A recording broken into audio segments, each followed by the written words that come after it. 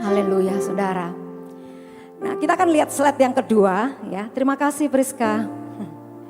Ya saudara, menurut saudara antara gambar 1 dan gambar 2 itu secara kasat mata saudara pilih yang mana? Lebih bagus yang mana menurut saya? Menurut saudara? Bagus yang kedua ya? Iya, memang bagus yang kedua. Apalagi kalau kena sinar ya, namanya kristal, itu akan bling-blingnya akan keluar saudara. Nah cuman saudara, gambar nomor 1 ini ya, itu terjual di sebuah lelang yaitu di Sotheby's Hong Kong. Seharga kalau dirupiahkan tuh 507 miliar. Wow saudara, mangkoknya itu saudara yang warna hijau itu seharga 507 miliar. Sedangkan yang gambar 2 itu dijual di Tokopedia juga ada saudara. Harganya nggak nyampe 2 juta.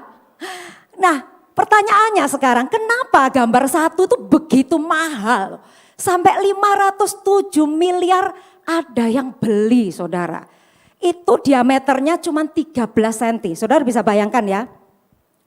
13 cm itu kecil sekali loh mangkok ini saudara. Nah pertanyaannya kenapa sampai orang tuh mau membeli ya gambar 1 ini saudara mangkok. Nah ternyata gambar 1 ini adalah sudah berumur sekitar hampir 1000 tahun. Dan itu mangkok yang digunakan oleh pada zaman kekaisaran yaitu dinasti Song saudara. Dipakai oleh kaisarnya sendiri pada saat dia menulis huruf Cina atau Hanse saudara ya. Saudara tahu kalau di film-film Mandarin itu kalau nulis huruf Cina itu kan pakai kuas. Lah mangkok ini tujuannya cuma untuk mencuci kuas. Luar biasa saudara ya. Harganya 507 miliar kalau dirupiahkan. Luar biasa. Ya kenapa orang sampai membeli? Ya karena yang pernah dipakai orang yang luar biasa juga. Yaitu kaisar Cina. Kemudian kita mau lihat gambar yang selanjutnya saudara. Ini gambar apa saudara? Kaos kaki. Ada yang tahu kira-kira kaos kaki siapa ya? Kaos kaki siapa ini? Nah ini di dalam sebuah lelang saudara, ini laku 15 miliar rupiah. Loh, kaos kaki bekas saudara, 15 miliar sekalipun ditambah pernak-pernik. Tapi 15 miliar itu kemahalan enggak ya kalau untuk kaos kaki? Wow, kalau dibeliin di pasar mau dapat berapa kontainer saudara ya, beli kaos kaki ini. Tapi ini laku 15 miliar. Karena apa saudara? Ini kaos kaki bekasnya Mendiang, seorang penyanyi yang dapat julukan King of Pop. Kira-kira siapa saudara? Michael Jackson, iya. Ini pada tahun 1983, jadi Michael Jackson tuh pakai untuk dia bergaya moonwalknya ya. Saudara mungkin bisa gaya moonwalknya pada saat dia konser album Billie Jean. Nah saudara ini semua tuh mahal ya harganya. Karena dia punya apa saudara, barang-barang yang mahal nih dia punya yang pertama, biasanya barang tuh punya nilai tinggi dan berharga. Karena yang pertama tuh limited edition. Ya, edisi khusus atau pesanan khusus bukan diproduksi secara massal. Yang kedua saudara, itu karena pernah dipakai oleh orang-orang yang terhormat. Orang-orang besar ya, orang-orang yang terkenal. Entah itu para pemimpin negara ya saudara, politikus, ilmuwan, atlet, saudara, artis-artis terkenal. Itu yang membuat nilainya tuh mahal. Saudara, kemudian punya nilai historis tentunya. Tetapi yang keempat saudara, tidak ditentukan oleh bentuk ataupun bahannya. Ngerti ya saudara? Meskipun biasa-biasa tadi kalau mangkok yang gambar pertama dengan yang kedua, saudara pilih bagus yang kedua, itu tidak menentukan karena itu bentuknya saja. Saudara, tetapi yang penting adalah siapa yang pernah pakai. Amin saudara. Jadi enggak masalah saudara. Inilah yang membuat kenapa benda-benda tersebut itu mahal sekali kalau dilelang. Nah beberapa waktu yang lalu Tuhan taruh di dalam hati saya itu sebuah tema yaitu bejana kehormatan ya. Dan ini menjadi tema siang hari ini saudara ya, a vessel of honor ya atau bejana kehormatan. Kita lihat slide selanjutnya, apa itu bejana saudara ya. Nah kata lain dari bejana ini adalah periuk. Nah kita terlebih dahulu mau lihat pengertian bejana. Kata bejana atau periuk ini sering digunakan di dalam Alkitab. Ya, Dalam istilah bahasa Inggrisnya itu diterjemahkan sebagai wadah. Seperti mangkuk, kendi ya, termasuk kapal lah, perahu, itu pokoknya semuanya kan bentuknya seperti wadah, saudara. Nah, bejana itu jadi adalah wadah atau tempat untuk menampung atau menyimpan sesuatu. Nah, bentuk dan bahannya ini bisa macam-macam ya. Tadi kebetulan gambarnya itu ada perak ya saudara. Tapi sebenarnya yang dinamakan wadah atau tempat itu bisa dari plastik, bisa dari kayu, bisa dari emas, dari perak, tembaga, segala macam saudara. Enggak masalah, tetapi asal fungsinya itu bisa dipakai untuk sebagai wadah atau tempat. Nah, kita akan lihat gambar selanjutnya. Nah, saudara, di hadapan Yeremia, Tuhan itu menggambarkan dirinya itu sebagai tukang periuk atau tukang bejana atau penjunan, saudara, istilahnya. Yang sedang membuat dan membentuk sebuah periuk atau bejana dari tanah liat, yaitu umat manusia. Jadi Tuhan itu sebagai si pembuat bejana dan kita ini sebagai wadah atau bejananya. Pertanyaannya mengapa kok bejana? Saya juga bertanya-tanya saudara ya. Nah, ternyata Tuhan tuh perlu kita itu sebagai wadahnya saudara. Lah untuk apa? Ya untuk diisi dengan segala sesuatu yang akan membawa hidup kita ini untuk menggenapi tujuan Tuhan. Oleh sebab itu kita disebut bejana. Wadah saudara ya. Saudara beribadah di tempat ini dalam wadah apa saudara? GBI Intermak ya. Jadi memwadahi saudara, memfasilitasi saudara. Itu GBI Intermak ya. Nah Tuhan pakai kita tuh sebagai wadahnya. Supaya Tuhan bisa mengisi hal-hal di dalam kehidupan kita ini. Yang pada akhirnya kita nanti menggenapi tujuan Tuhan saudara. Nah kita akan lihat ayatnya saudara. Dari Yeremia 18 ayat 6. Dikatakan demikian, masakan aku tidak dapat bertindak kepada kamu seperti tukang periuk ini, hai kaum Israel. Demikianlah firman Tuhan, sungguh seperti tanah liat di tangan tukang periuk, demikianlah kamu di tanganku, hai kaum Israel. Ingat, kita ini adalah Israel secara rohani. Nah di ayat tersebut saudara, manusia itu dikatakan seperti tanah lihat, mengapa saudara? Nah ini adalah sebagai gambaran bahwa manusia diciptakan dengan tanah liat saudara, dari tanah liat. Kemudian yang kedua, kenapa tanah liat? Supaya mudah dibentuk dan dibentuk kembali ya. Sampai dipandang indah, sampai dipandang layak saudara oleh sang pencipta, yaitu sang penjunan tadi, yaitu Tuhan sendiri. Nah kita akan kembali ke tema ya, kita slide selanjutnya. A vessel of honor saudara. Nah apa itu bejana kehormatan saudara? Ya, kata ini saya ambil dari 2 Timotius 2 ayat 21. Kita akan lihat slide selanjutnya, tetapi di dalam terjemahan Amplified saudara. Nah kita akan baca saudara ya. Therefore if anyone cleanses himself from these things ya, which are dishonorable, disobedient, sinful, he will be a vessel of honor ya, sanctified ya, set apart for a special purpose and useful to the master, prepared for every good work. Terjemahnya kira-kira ada saya taruh di bawahnya saudara. Oleh karena itu jika seseorang membersihkan dirinya dari hal-hal ini ya dalam kurung yang tidak terhormat, ketidaktaatan, penuh dosa, dia akan menjadi bejana kehormatan. Apa saudara? Dikuduskan ya, dipisahkan untuk tujuan khusus dan berguna bagi tuannya, dipersiapkan untuk setiap pekerjaan baik. Nah kita akan lihat slide selanjutnya itu di 2 Timotius 2 ayat 21 dalam terjemahan baru bahasa Indonesia. Dikatakan demikian saudara, jika seorang menyucikan dirinya dari hal-hal yang jahat, ia akan menjadi perabot rumah untuk maksud yang mulia. Ia dikuduskan, dipandang layak untuk dipakai tuannya dan disediakan untuk setiap pekerjaan yang mulia.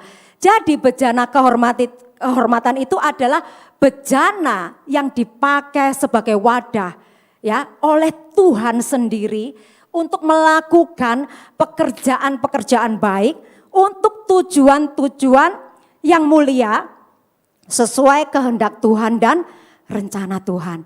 Karena setiap kita ini saudara diciptakan dengan tujuan Tuhan. Amin. Ya, kita ini Tuhan itu sudah bikinkan membuatkan kita ini sebuah blueprint saudara untuk kehidupan kita. Ya, masing-masing dari kita Tuhan punya blueprintnya kita. Jadi Tuhan menciptakan saudara dan saya, Tuhan pasti punya tujuan. Tidak asal saudara itu dihadirkan di muka bumi saudara. Nah, dipakai Tuhan menjadi bejana kehormatan bukan sebatas di dalam gedung gereja ini saudara. Pada hari Minggu atau tengah minggu. Tetapi justru saudara di dalam kehidupan kita sehari-hari saudara. Untuk mengenapi rencana dan tujuan Tuhan.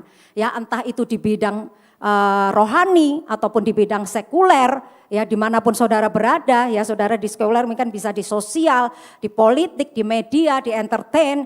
Saudara semua tuh di bidang pendidikan juga tidak masalah. Ya Tuhan bisa pakai saudara dan saya tuh dimanapun kita berada. Amin saudara. Nah dari ayat ini kita akan masuk ke bagian yang terpenting. Yaitu kita akan melihat slide selanjutnya saudara. Nah bagaimana kita bisa menjadi bejana kehormatan bagi Tuhan. Yang pertama tadi saudara berdasarkan 2 Timotius 2 ayat 21 tadi. Bejana itu dikatakan harus bersih saudara. Membersihkan diri atau menyucikan diri dari yang pertama saudara tadi disebutkan ya di terjemahan Amplified hal-hal yang tidak terhormat ya artinya dari tingkah laku atau perbuatan yang tidak sesuai dengan karakter Kristus saudara. Saya gak perlu menjabarkan ini saudara ya, tapi satu contoh aja misalkan saudara ditaruh di dunia politik misalkan ya. Jadi contohnya banyak orang melakukan tindak kejahatan, suatu kelakuan yang tidak terhormat yaitu dengan korupsi saudara. Itu salah satu contoh aja saudara. Kemudian dikatakan yang kedua yaitu dari ketidaktaatan. Nah ketidaktaatan itu kita bisa bagi jadi beberapa saudara ya. Tidak taat dengan Tuhan atau firman Tuhan ya. Artinya melanggar firman Tuhan. Tidak taat dengan orang tua atau orang-orang tua saudara. Kemudian juga bisa juga di dalam sebuah pelayanan ya saudara dan saya itu tidak bisa taat dengan pemimpin yang di atas kita yang Tuhan sudah tetapkan ya. Jadi artinya saudara kita itu harus membersihkan diri dari hal-hal ketidaktaatan. Saya nggak perlu jabarkan ya. Nah dalam pelayanan tuh memang kita harus punya saudara submission. Jadi ada penundukan diri ya terhadap gembala atau terhadap pemimpin departemen yang Tuhan sudah tetapkan di atas kita. Nah kenapa banyak orang akhirnya suka gampang keluar ya pindah gereja karena tidak ada submission itu. Ya kurang adanya penundukan diri. Jadi begitu ditegur kepahitan keluar saudara. Itu biasanya seperti itu.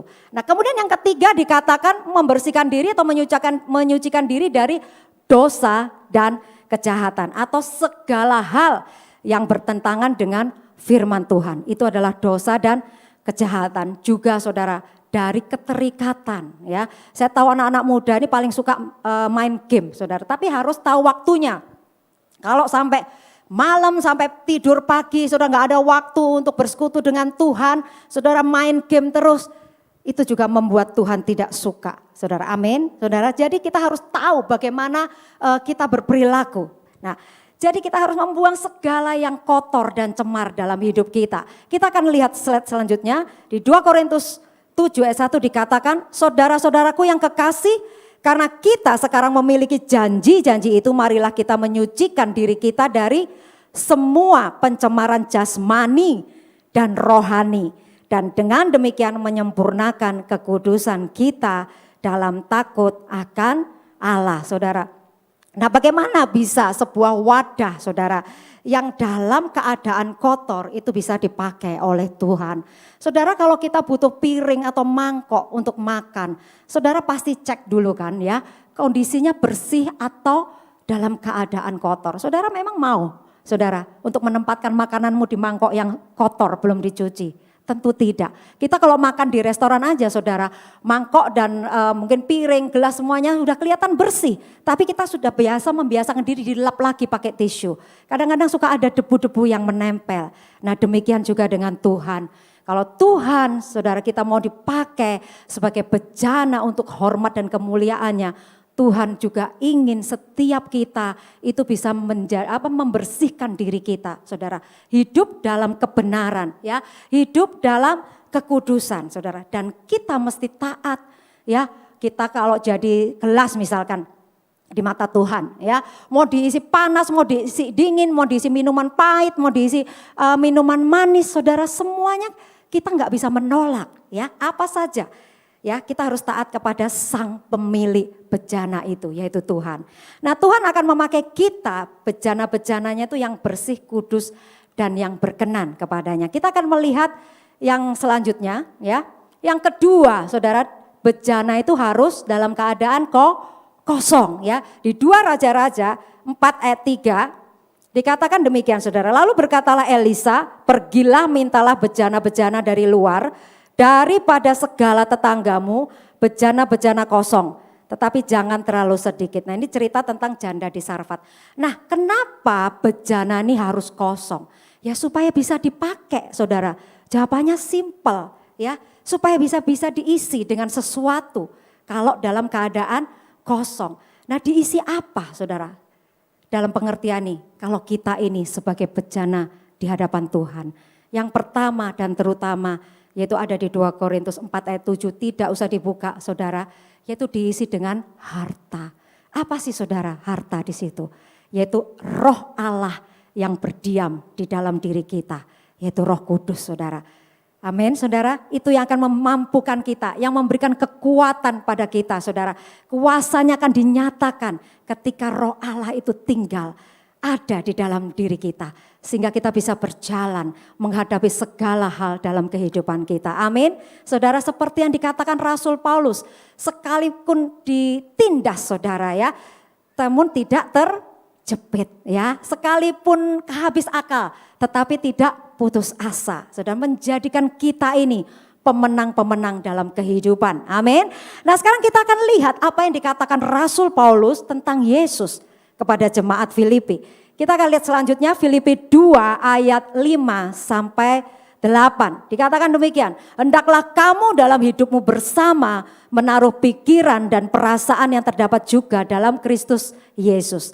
Yang walaupun dalam rupa Allah tidak menganggap kesetaraan dengan Allah itu sebagai milik yang harus dipertahankan. Ayat 7, melainkan telah mengosongkan dirinya sendiri dan mengambil rupa seorang hamba dan menjadi sama dengan manusia. Dan dalam keadaan sebagai manusia ia telah merendahkan dirinya dan taat sampai mati, bahkan sampai mati di kayu salib. Nah, Yesus mengosongkan dirinya, saudara. Mengambil rupa seorang hamba, saudara.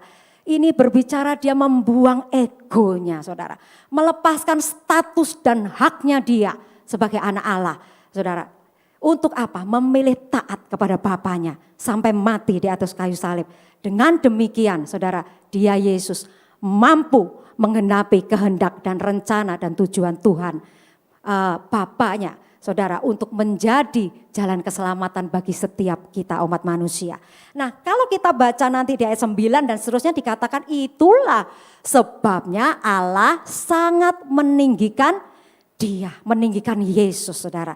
Nah, mengosongkan diri, saudara, ini berbicara tentang hati yang murni, berbicara tentang kerendahan hati, berbicara memiliki hati seorang hamba. Bagaimana sih seorang hamba, saudara? Disuruh kemanapun nurut, ya. Suruh melakukan apapun tidak membantah, ya. Karena dia membuang egonya, saudara.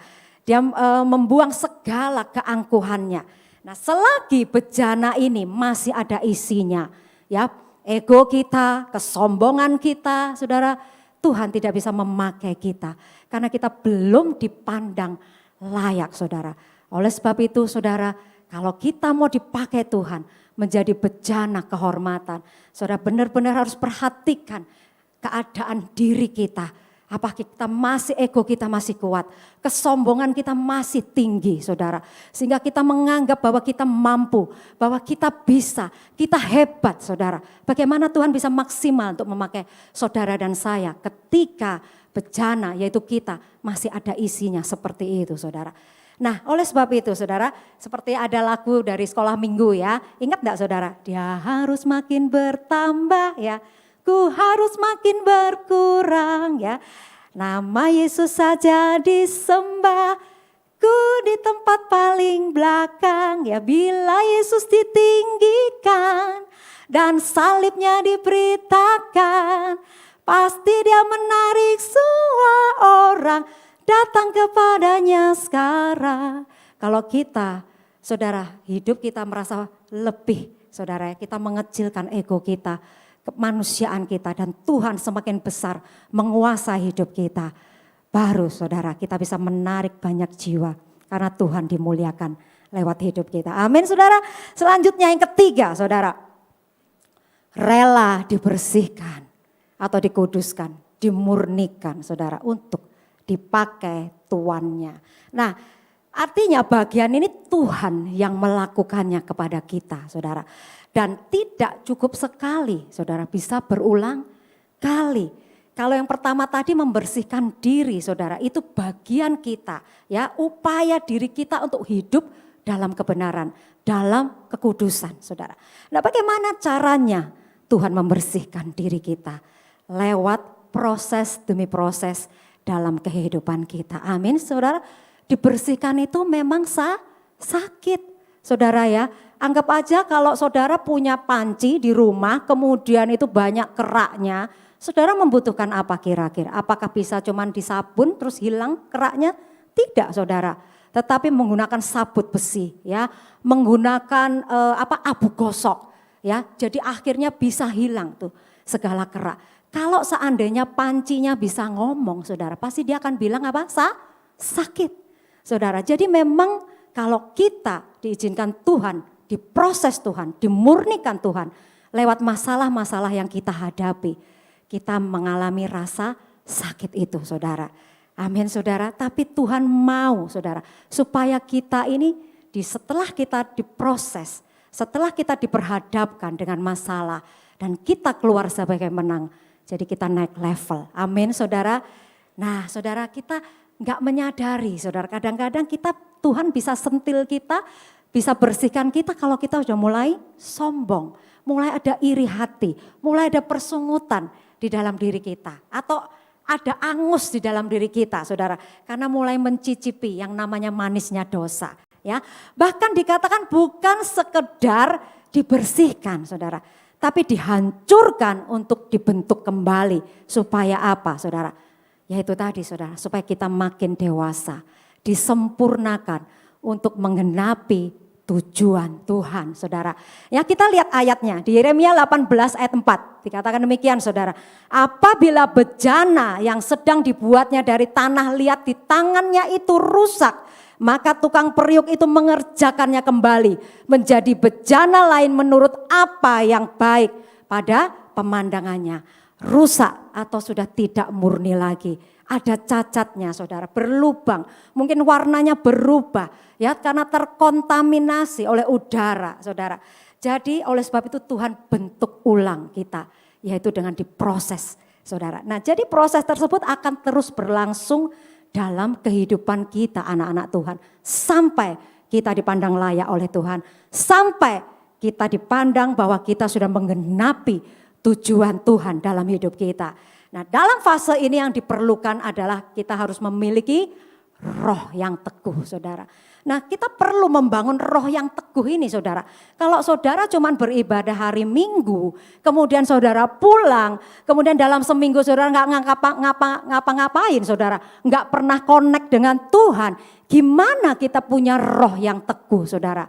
Oleh sebab itu saudara, setiap hari kita harus memiliki persekutuan pribadi dengan Tuhan. Amin saudara.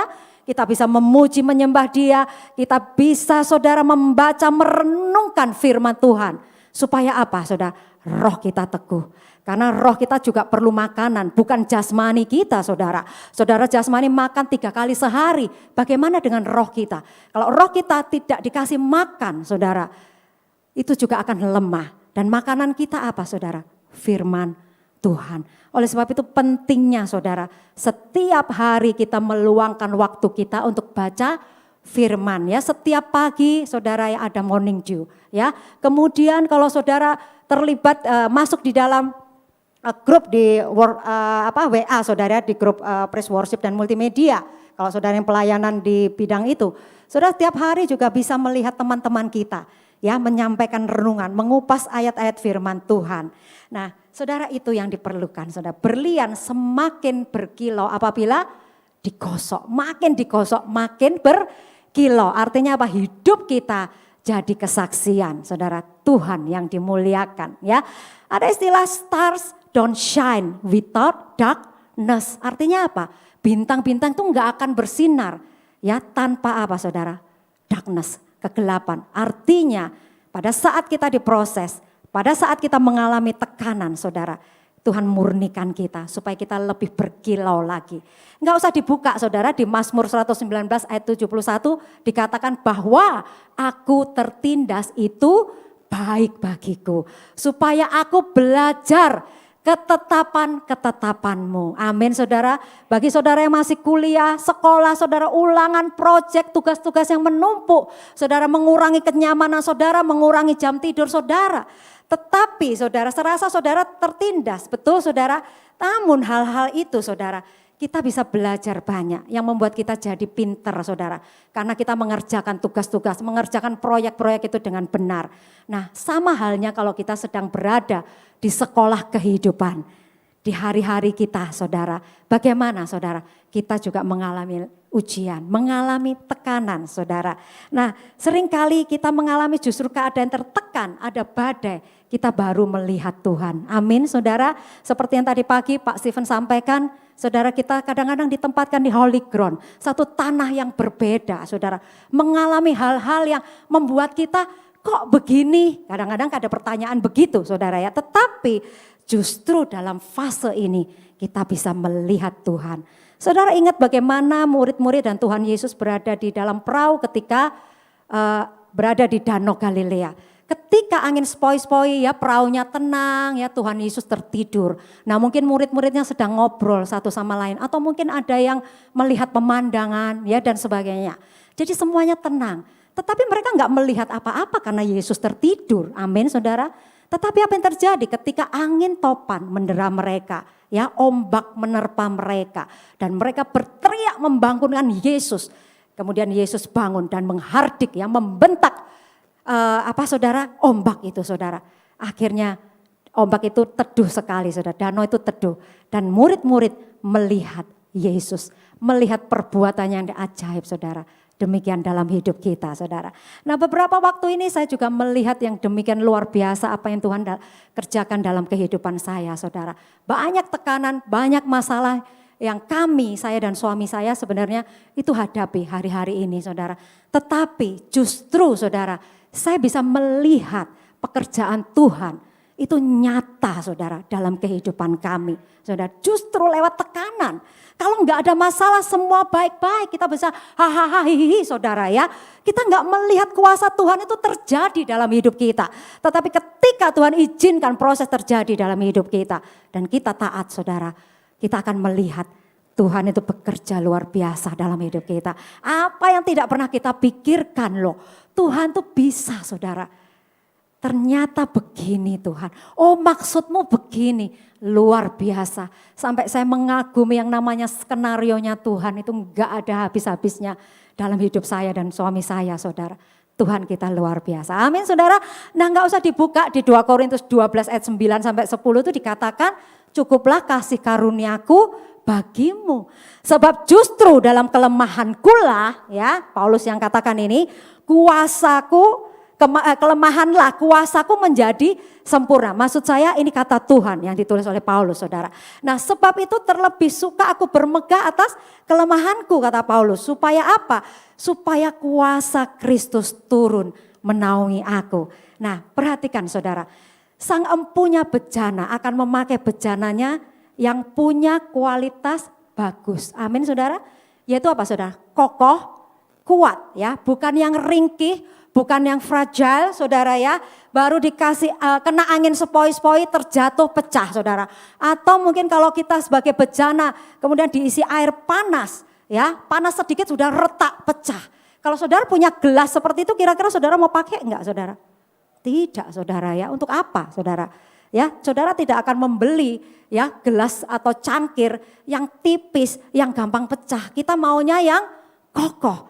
Demikian juga Tuhan rindu kita sebagai anak-anaknya itu memiliki roh yang kuat saudara ya. Kita kokoh, tidak gampang pecah. Artinya apa saudara? Tidak mudah sedikit-dikit berhenti, enggak mau ke gereja. Saudara, ada masalah pindah gereja saudara. Ada gesekan sedikit dengan sesama pelayan, saudara berhenti enggak mau melayani. Bukan seperti itu. Itu artinya saudara, roh kita itu fragile masihan saudara. Artinya apa? Ringkih saudara, mudah pecah, mudah hancur saudara. Itu adalah useless, tidak ada gunanya saudara. Nah bagaimana kita bisa menjadi bejana kehormatan Tuhan saudara untuk dipakai melakukan pekerjaan-pekerjaan baik, yaitu jika kita itu rapuh saudara, enggak bisa saudara. Kita menjadi orang-orang harus punya apa saudara, steadfast spirit, yaitu roh yang teguh saudara, tahan uji ya, tahan banting. Kita akan melihat di Yakobus 1 ayat 2 sampai 4 dalam terjemahan bahasa Indonesia masa kini ya saudara ya. Nah dikatakan demikian, saudara-saudara kalau kalian mengalami bermacam-macam cobaan, hendaklah kalian merasa beruntung. Wow saudara ya, jadi kalau kita mengalami pencobaan ya, kita harusnya merasa beruntung ya. Sebab kalian tahu bahwa kalau kalian tetap percaya, garis bawahi tetap percaya ya. Tadi seperti apa yang disampaikan dalam ibadah 2 tadi oleh Pastor Stephen ya. Tugas kita itu percaya ya. Kita enggak usah pengen tahu nanti oh Tuhan jadikan aku apa ya. Terus kemudian cari nubuatan-nubuatan yang dibuat-buat saudara ya. Udah yang penting kita jalani dan kita mempercayakan diri kita sepenuhnya kepada Tuhan. Karena satu hal yang saudara harus tahu, tujuan ataupun rencana Tuhan itu pasti baik bagi saudara dan saya. Amin, saudara. Jadi dikatakan seperti itu, saudara. Nah, kepada Tuhan, pada waktu mengalami cobaan, akibatnya ialah apa, saudara? Kalian menjadi tabah karena kita percaya sama Tuhan tadi. Kemudian ayat 4 dikatakan jagalah supaya ketabahan hatimu itu terus berkembang sampai kalian sungguh-sungguh sempurna serta tidak berkekurangan dalam hal apapun saudara. Jadi kalau pencobaan ya ujian itu lagi datang dalam hidup kita saudara. Saudara ayat ini mengatakan kita harus merasa beruntung saudara ya. Tapi kita harus dibarengi dengan tetap percaya kepada Tuhan. Menguatkan kepercayaan kita seperti apa yang pernah dilakukan Daud ketika dalam keadaan terjepit. Amin saudara. Nah saudara kemudian yang di bagian di bagian 3 ini justru membuktikan kasih setia Tuhan bagi kita. Amin saudara. Nah kemudian yang selanjutnya saudara, kita dipisahkan untuk tujuan khusus seperti yang dikatakan 2 Timotius tadi saudara.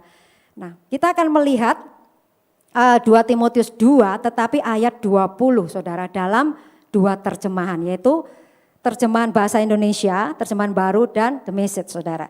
Dikatakan demikian saudara, di dalam rumah yang besar bukan hanya terdapat perabot dari emas dan perak, melainkan juga dari kayu dan tanah. Yang pertama dipakai untuk maksud yang mulia dan yang terakhir untuk maksud yang kurang mulia. Ya kurang mulia artinya biasa-biasa saja saudara ya. Kemudian kita akan melihat terjemahan The Message saudara ya.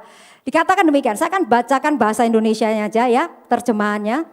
Ya di dapur yang dilengkapi dengan baik ada perabotan lengkap saudara. Tidak hanya piala kristal dan piring perak. Tetapi juga tong sampah dan ember kompos. Beberapa wadah digunakan untuk menyajikan makanan-makanan enak. Yang lainnya untuk membuang sampah saudara. Jadi saudara kita ini kalau punya perabotan di rumah saudara.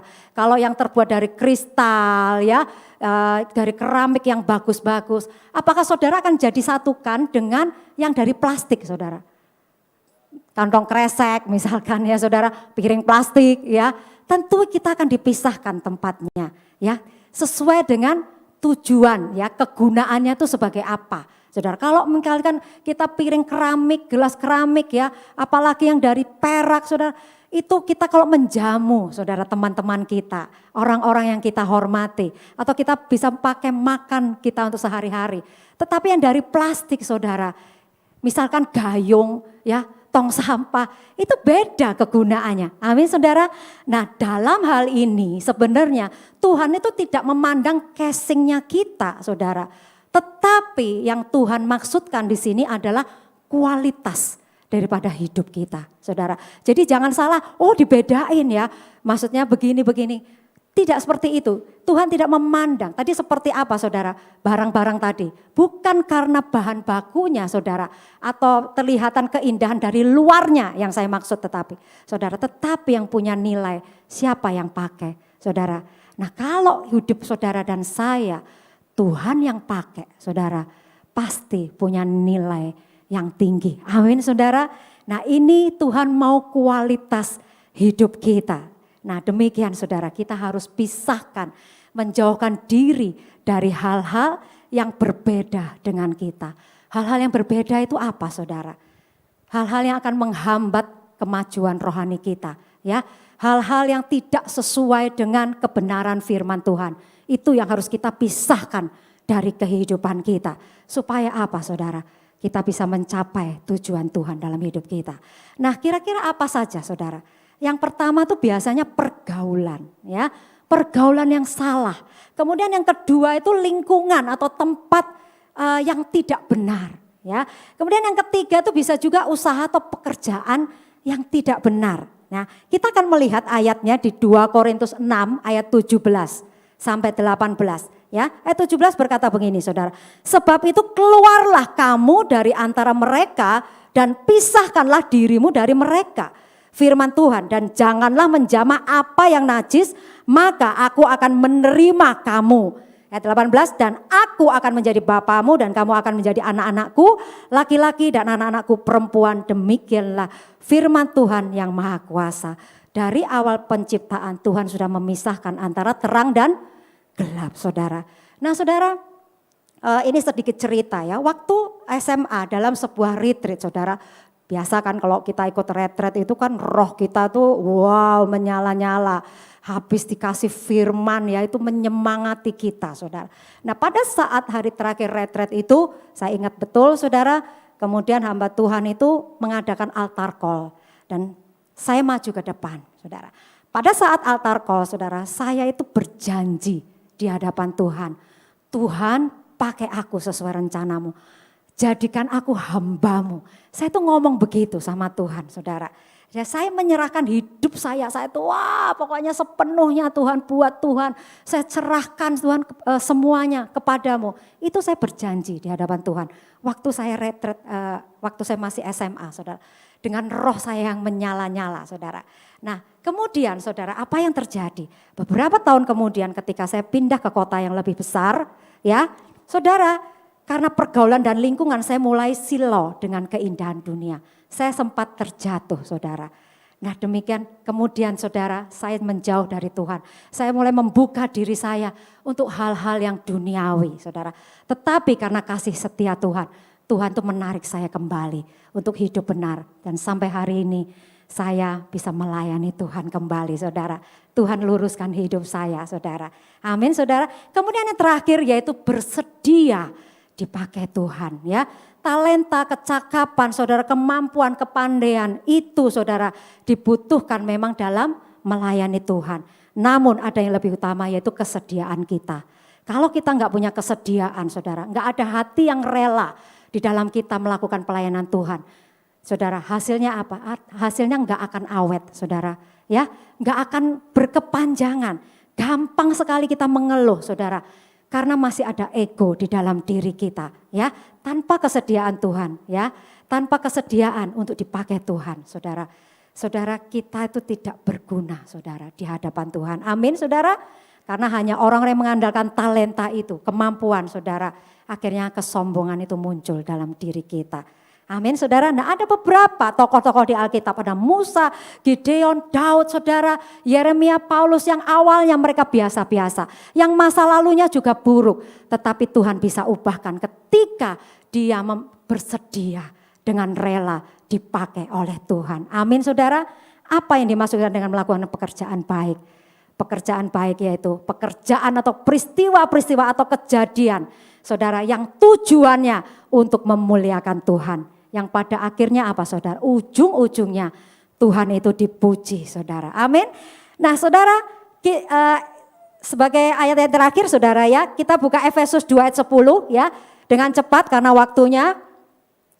Karena kita ini buatan Allah diciptakan dalam Kristus Yesus untuk melakukan pekerjaan baik yang disiapkan Allah sebelumnya. Ia mau supaya kita hidup di dalamnya. Amin saudara. Nah saya tutup dengan satu cerita, saya minta waktu 5 menit ya, maaf ya, tadi agak mundur ya. Nah saudara tahu Abraham Lincoln saudara ya, dia ada presiden yang ke-16 ya, presiden Amerika.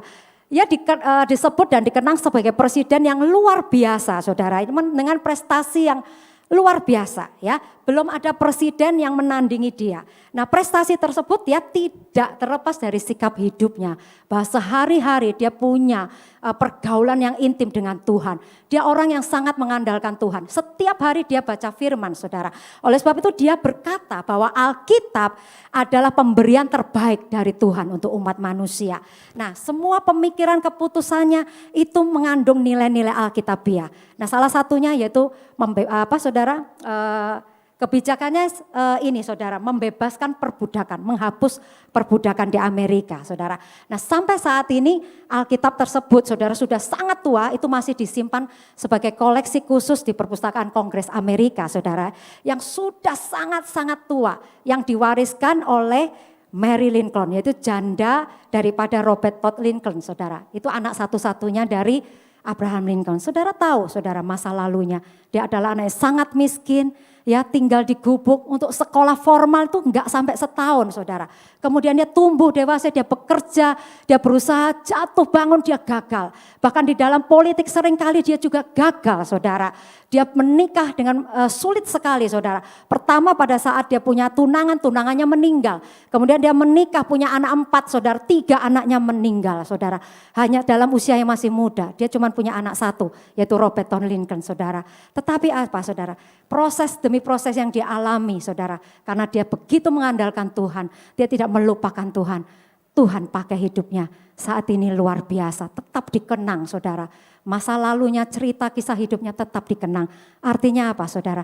Dia menjadi bejana kehormatan bagi Tuhan saudara. Mari saya undang untuk bangkit berdiri saudara. Haleluya saudara. Sebagai ayat penutup nih, sangat-sangat penutup, saya ketinggalan satu saudara ya. Filipi 2 ayat 15 ya. Dikatakan demikian, ini pesan untuk saudara dan saya.